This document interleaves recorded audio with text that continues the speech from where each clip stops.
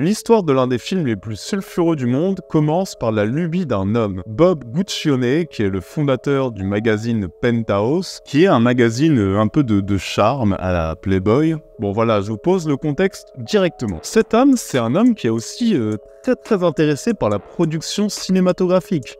Il a notamment aidé à financer indirectement des films, des grands films, hein. Par exemple Chinatown. On parle donc d'un mec qui est fasciné par l'industrie cinématographique et qui a un rêve, produire son propre film de A à Z.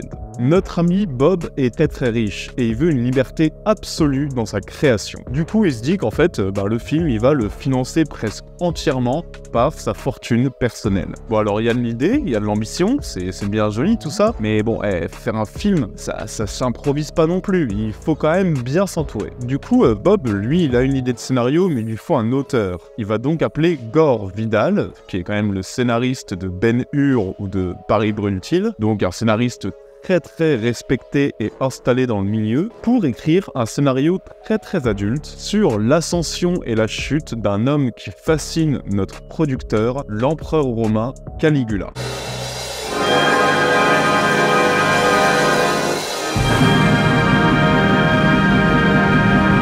Et vous savez quel serait votre meilleur ami pour échapper à la censure ou pour découvrir des œuvres interdites qui sont pas disponibles sur votre territoire? C'est nos amis de NordVPN qui sponsorisent cette vidéo et qui ont une offre spéciale pour les abonnés d'Intercut. Bon, vous connaissez tous NordVPN, c'est un logiciel qui agit comme un bouclier pour éviter de se faire pirater, pour masquer votre adresse IP et pour surfer en toute sécurité et anonymement n'importe où. Ça, c'est déjà bien pratique, mais là où ça nous intéresse, c'est que vous le savez, les plateformes elles ont tous des films qui sont exclusifs sur certains territoires. Des films ou autre chose, hein. Là par exemple, moi je suis un énorme fan de Top Chef, voilà, jugez-moi si vous voulez. Bref, quand je suis en Espagne pour mater Top Chef, M6 Replay me bloque. Mais avec NordVPN, je me localise en France, problème réglé. Je peux manger mes grosses croquetas pleines d'huile en regardant Paul Perret et Hélène Darroze défoncer des cuisiniers géniaux parce qu'ils ont pas pris les bonnes crevettes. Et du coup, j'ai Top Chef à la maison, tout est bien, T'es pas un youtubeur ciné à la base, ouais. toi? Oui.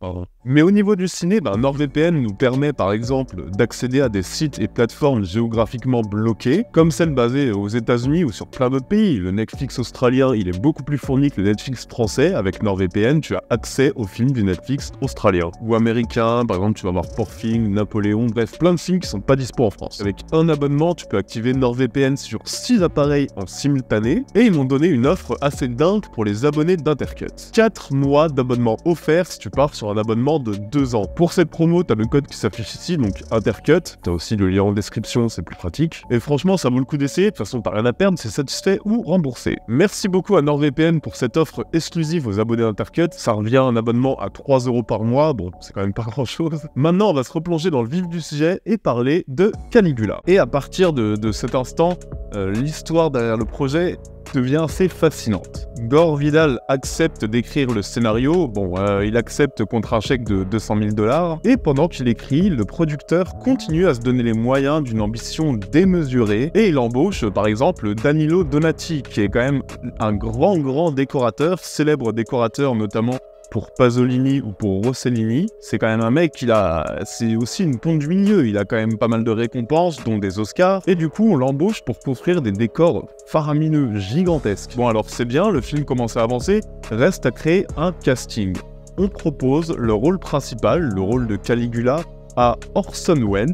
On lui propose $1 million, les amis. On n'avait jamais proposé une telle somme à Orson Welles, qui était pourtant une superstar de l'époque, mais jamais de la vie on lui a proposé un cachet comme ça. C'était complètement invraisemblable, mais bon, en lisant le scénario de Caligula, qui s'avère quand même osé, avec énormément de scènes très explicites, Orson Welles va refuser. On va donc se diriger vers Malcolm McDowell dans le rôle principal, puisque de toute façon il a prouvé avec Orange Mécanique qu'il avait pas froid aux yeux. C'est donc lui qui incarnera Caligula et qui partagera l'affiche avec d'autres références telles que Peter O'Toole, qui est le héros de Laurence d'Arabie. Je sais que je name drop beaucoup, mais ça c'est pour que vous réalisiez un petit peu l'ampleur du projet. Je veux dire, les plus grands talents de leur époque, y compris les stars hollywoodiennes, vont participer à Caligula. Clairement, c'est quelque chose d'assez fou qui se trame à Hollywood. Et il se murmure même que Bob Guccione sera en train de monter l'un des plus grands films de tous les temps.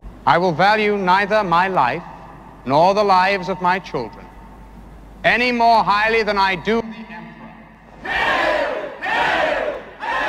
Mais il y a une question qui se pose. Qui sera assez génial ou assez fou, au choix, pour mettre ça en scène? On va tenter plusieurs réals, notamment John Huston, qui est une grande référence de l'époque, un grand maître dans l'art du film à grand budget, un patron dont on va prochainement sans doute parler sur Intercut d'ailleurs. Mais du coup, lui, il va refuser parce que le virage que prend le projet le terrifie un peu. Parce que le projet devient de plus en plus proche d'un film qui dépasserait largement le cadre du péplum, avec notamment des scènes non simulées. Et c'est quand même un film qui s'annonce être extrêmement subversif, qui peut vite faire tâche dans la filmo d'un cinéaste aussi réputé et reconnu que John Huston. C'est donc l'italien Tinto Brass qui va s'y coller. Bon, alors lui, il a jamais dirigé un projet aussi lourd, mais il est quand même plutôt reconnu. Le truc, c'est que le projet, il commence aussi à s'apparenter à une sorte de trio Neymar, Messi, Mbappé au PSG en fait. C'est-à-dire que quand tu mets trois égos monstrueux dans la même pièce, ça bloque souvent.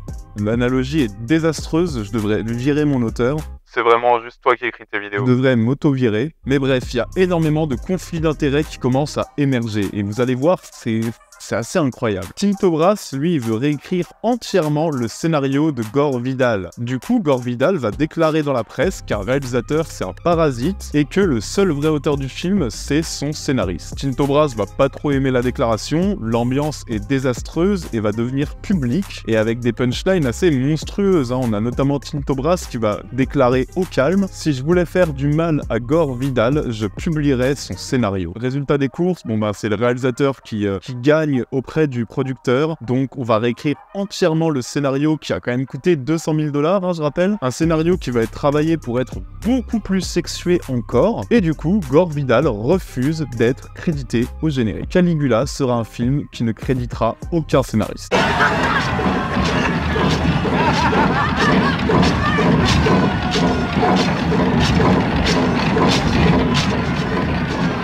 If only all Rome had just one neck.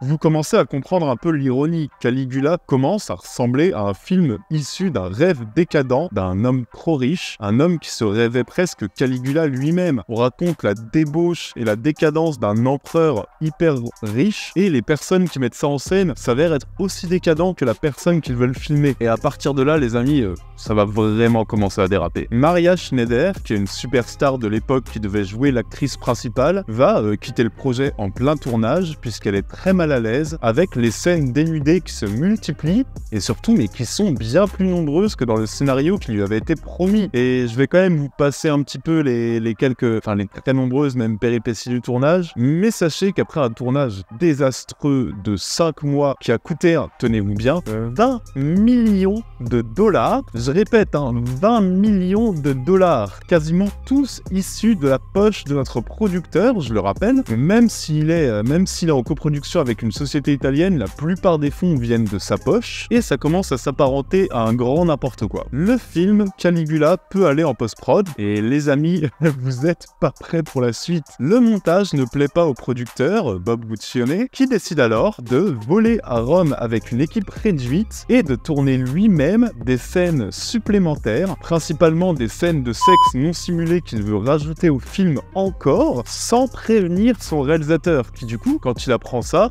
va décider de retirer lui aussi son nom du projet, faisant de Caligula un film qui est officiellement sans réalisateur attitré et sans scénariste.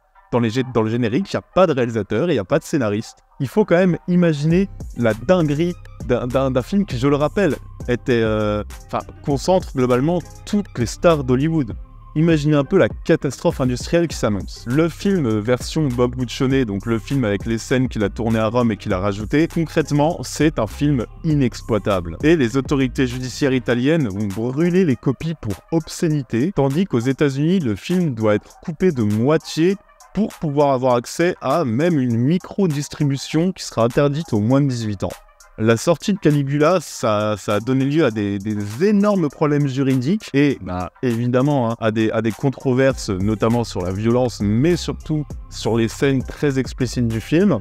Les rares fois où il a pu être diffusé dans le monde, bah, c'était des versions très censurées. Et la version non censurée, elle va être interdite dans énormément de pays. Mais du coup, je sais ce que vous vous demandez. Après tout ce chaos, après tout cet énorme bordel. Bon, c'est bien sympa tout ça, mais le film, qu'est-ce que ça donne en fait? Le film, qu'est-ce que c'est? Est-ce qu'il vaut le coup? Est-ce qu'il mérite au moins le visionnage? Et bah écoutez, ça va vous paraître très surprenant. Mais franchement, oui. What will you do to her? What she said was treason. I decide what is treason, not you. Dance! Je parle ici de la version de 1979 qui est désormais, avec internet, visible un petit peu partout. Mais cette version, sachez que c'est la version qui a été reniée à la fois par Tinto Brass, le réal, et par Gore Vidal, le scénariste. Cette version, elle est portée par un Malcolm McDowell qui est exceptionnel, qui nous raconte comment Caligula va tuer son grand-père, prendre sa place au pouvoir, et comment l'empereur romain va peu à peu sombrer dans la folie, en se considérant comme un dieu, en obligeant les femmes et les filles des sénateurs à se prostituer, et le résultat, ça va être un grand film qui effectivement est complètement bordélique, hein, les amis, on sent toutes les conséquences d'une jeunesse qui est désastreuse, et pourtant, ça reste un film qui est déjà, visuellement assez magnifique, qui est kitsch, hein, certes, mais qui est empreint d'un tel parfum de liberté, d'un tel parfum de scandale. En fait, voilà, il a un tel goût, une telle fin de scandale qu'en fait, tout le long du film, on se demande comment des fous ont pu penser que ça pourrait passer, quoi. Et c'est un résultat assez incroyable, c'est une pure anomalie dans le système hollywoodien. Bon, même si clairement, je précise, hein, je fais très attention aux images que je vous montre. Là, clairement, les images que je mets dans ce montage, c'est des images qui représentent 20% du film. Il y a une multitude de scènes que je peux absolument pas même évoquer, même vous montrer sur YouTube. Mais voilà, c'est aussi le seul péplum du genre, quoi. Et en fait, très concrètement, même hors péplum, il n'existe aucun film comme Caligula. What have I done? Why am I here? Treason. I've always been loyal to you. That is your treason. You're an honest man, Proculus, which means a bad Roman. Therefore, you're a traitor. Alors, bien sûr que le film va se faire défoncer par la critique à l'époque de sa sortie. Évidemment qu'on est sur un film qui est parfois grotesque, qui est parfois grossier. Et évidemment que les scènes tournées par le producteur et rajoutées au montage sont très visibles. Et elles dénotent, hein. On est vraiment sur un « Ah bah tiens, je pense qu'il n'y a pas assez de cul dans ce film qui a pourtant 1h30 de cul déjà. Tiens, je vais en rajouter 20 minutes. Allez hop, régalez-vous. » C'est vraiment l'impression que ça donne. Mais le truc, c'est que j'ai du mal à voir parce que le film raconte quand même autre chose. Je veux dire, il y a quand même des séquences qui sont dingues, quoi. Et je vois pas d'autres films qui osent filmer à ce point la décadence et qui osent l'embrasser à ce point, en fait. Et on a un trio d'acteurs impeccables qui tiennent le film. Donc Helen Mirren qui est parfaite face au duo Peter O'Toole et au Malcolm McDowell en roue libre. On a un film qui n'a peur de rien, qui n'a honte de rien et qui se révèle du coup être un espèce d'électron libre complètement insensé, complètement incohérent et complètement vulgaire, mais du coup assez adapté au personnage qu'il filme en fait, assez adapté à l'empereur romain en question. Et on a aussi une œuvre extrêmement bien photographiée, jouée et filmée sur la folie furieuse d'un homme que rien n'arrête. Et c'est ce qui s'est passé pour Bob Guccione en fait, c'est ce qui s'est passé pour le producteur. Et c'était peut-être la seule façon de tourner un film sur Caligula. The period of mourning is now over! He's mad. Bon, il a fallu du temps pour qu'on puisse parler ouvertement de Caligula sans passer pour un espèce de taré pervers, mais peu à peu, le truc c'est que les qualités cinématographiques bien réelles du film l'ont rendu de plus en plus présent et l'ont fait un peu sortir du paysage trash, extrême et underground cinéphile. On en parle de plus en plus, on l'accepte de plus en plus. Leonardo DiCaprio, il va citer la performance de McDowell comme étant sa référence pour celle de Jordan Belfort dans Le Loup de Wall Street. C'est vrai que les similitudes sont là. Les histoires du tournage absolument dingue de Caligula et de sa genèse sont encore discutées aujourd'hui, sont encore étudiées, sont presque un cas d'école. Et plusieurs personnes ont essayé de reconstruire le film tel que son cinéaste, le réalisateur, l'avait pensé. Encore en 2023, une version annoncée comme étant, elle, la version ultime, collant mot pour mot au scénario perdu de Gore Vidal, a été projetée à Venise et à Cannes. Une version de près de 3 heures qui, ça semble être le destin du film de toute façon, ça va pas vous étonner, mais a suscité la controverse. Parce que le réalisateur Tinto Brass porte plainte contre les gens qui ont fait cette version en disant s'être fait déposséder une nouvelle fois du film, tandis que son acteur phare, Malcolm McDowell, lui, affirme qu'il s'agit juste d'un remontage brillant qui rend enfin justice à ce qu'il considère être l'un des meilleurs rôles de sa carrière. Un film donc très ambigu, très moralement éprouvant, beaucoup de controverses pour ce qui est une œuvre, une déflagration de scandales sur Hollywood, un film sans cinéaste, un film sans scénariste, peut-être le film le plus scandaleux de l'histoire.